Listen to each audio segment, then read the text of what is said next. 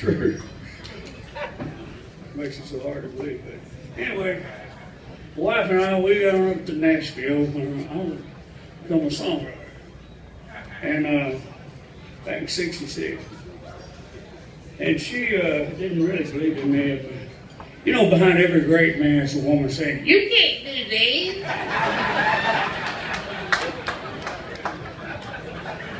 Anyway, we lived out in the country, about 30 miles out of Nashville. And I walked over to this country store one day. We didn't have much money. Went over and there's a guy standing there with his overalls on. He's thinking out loud, or I read his thoughts or something. He looked at this old truck, one of them old crank up kind of bust your thumb if you don't watch it. And he's looking at that truck. He said, "If this old boy here fix that there truck, I'd buy it." And you know, the gerbil jumped back on the wheel and started thinking. And I said, "All right, I'm gonna buy this here truck from this fella here at the store, because I know he'll sell it to me. And then I'm gonna fix it up, I'm gonna sell it to this fella down the street. Become a businessman, you understand?" So, went out and bought the doggone thing, took just about everything I had.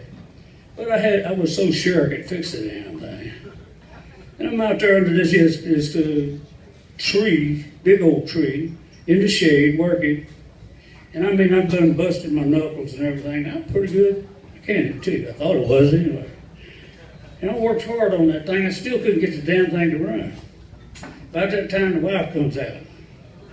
She said, "What you doing?" I said, "Well, I'm fixing to sell this here truck this fella down the road here." She said, "Huh, does that mean you bought it?" Of course, when I said yes, she got mad and no wet hand. Jumped in the only car we had that would run. We had a bunch of cars. And on the car that would run, and she went back to Waco, Texas. And there I am, standing out there underneath that damn tree, all sweaty and hot, and knuckles and blood and everything. And I looked at myself in my own eyes. I thought, I never did like being married. Matter of fact, I just hated it. I mean, marriage is a great institution, but who the hell wants to live in an institute? So, I was so upset about the damn thing that I decided, well, I'm going to put an end to all this. I'm going to give you a little hint before we get going and give you a tip. Don't ever play Russian roulette with an automatic. You won't have to hear me say I told you so. Anyway, I ain't got nothing to do with this story, but I thought I'd throw it in for your good health. And anyhow, I go walking up to the house. And I decide, you know, I'm going to end it all. I laid down on the bed there, got my old hat scrunched on my head and boots on, everything you're supposed to do. Got the gun right up to my head, and I almost done it. I went right over the top of my head and just emptied it in the wall there. So I couldn't shoot no more, and I had to do some explaining about that later. But anyhow, I went on down there and I squared off that damn truck. And I'll be damned if I didn't get it running. And there was a place I limped into Nashville, you see. About 30 miles. Limped in this truck. Got up there, this is during the 60s. You know, when the hippies and stuff was out. And then I noticed them all walking around going, "Hey, you got any change? You got any change? You got any change? You got any change, sir?" I said, "Well, you know what? I can do that." And I just got my hat. I'd go say, "Y'all got any change, heavy? You got any change there?" And they filled my hat up. I filled it up about 3 or 4 times. I had no idea they were making that damn much money. I was so damn happy. Because I couldn't figure it out actually why they were so happy. Always going around grinning like a possum eating shit, you know. And I said, this one come up by and I said, "Hey man, I want to ask you something." They're all real friendly. And I said, "Listen, what is it that makes you fellas so damn happy?" He said, "I'll see you, son." So he come out of his little man purse with with a sheet of paper. It was about the size of a divorce paper. And, it had stamps all over it, little stamps. And it had this fellow with an attache case. And it's going like this, and it's called Natural Man. He said, yeah, you just take this and that'll do it. I had a beer in my hand. I always walking around with a beer in my hand until the law got me. But anyway, I just take the whole damn thing and scrunch it up, put it in and swallowed it down. He said, you wasn't supposed to do the whole thing. I didn't think nothing about it because 45 minutes later, it wasn't nothing happening. And I knew I'd done blowed my money on the damn thing. But then a little later, things started getting a little sideways. And the colors and shit was running into each other and stuff, and things wasn't getting together just right.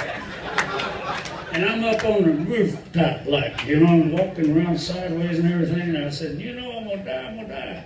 And I decided my heart wasn't beating right. And I thought, I turned blue, and I remembered, hey, man, I'm supposed to be breathing. And so I built this little machine inside of it. It had a little BB that went down here and hit this thing at about the right time to make your heart beat. And that's what happened, it did. You'll do anything to stay alive, man. And anyway, I'm doing this, and I decided, well, if I'm gonna die, I'm gonna die with a beer in my hand.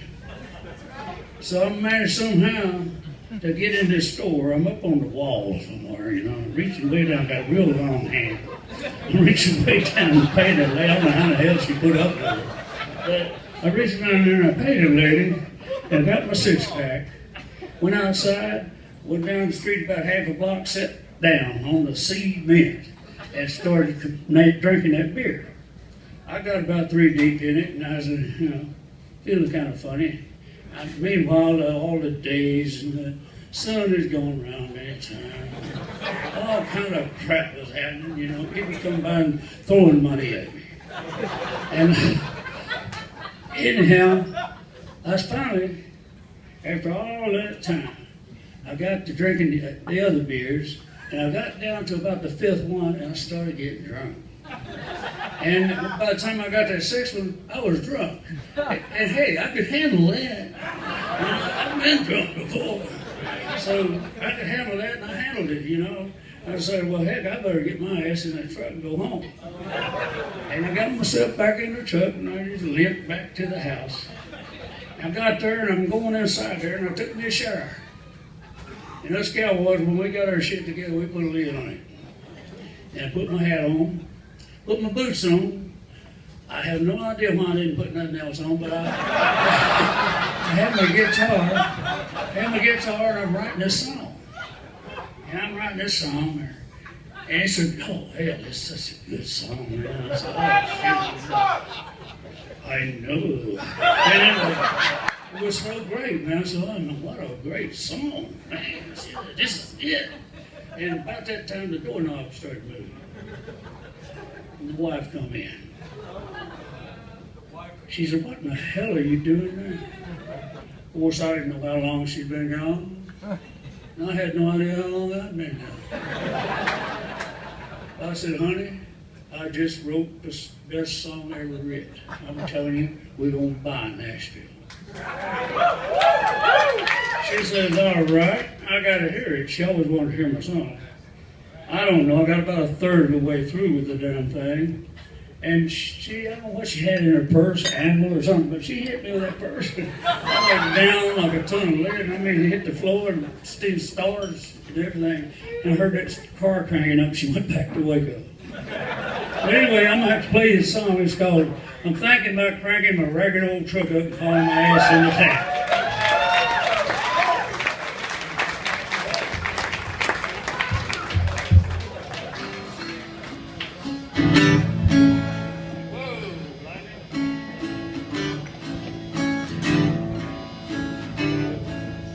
Early this morning, without any warning, I took me a look at myself. Good God, I seen how that married couple might find I'm been living. It was a trying to choke me to death. I lay on the bed with my gun to my head, and I nearly about ended it all. But I come to myself just before I got killed, man. I blew some holes in the wall.